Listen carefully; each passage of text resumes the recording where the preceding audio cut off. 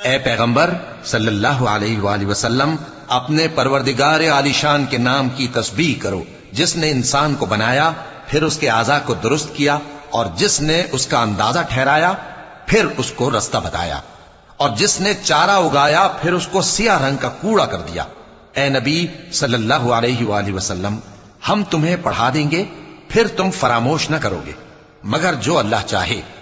وہ کھلی بات کو بھی جانتا ہے اور چھپی کو بھی، اور ہم تم کو آسان طریقے کی توفیق دیں گے، سو جہاں تک نصیحت کے نافع ہونے کی امید ہو نصیحت کرتے رہو۔ جو خوف رکھتا ہے وہ تو نصیحت حاصل کرے گا، اور بے خوف بدبخت اس سے کترائے گا۔ جو بڑی تیز آگ میں داخل ہوگا پھر وہاں نہ مرے گا اور نہ جیے گا۔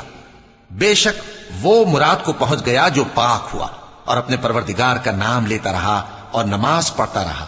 بات یہ ہے کہ تم لوگ تو دنیا کی زندگی کو ترجیح دیتے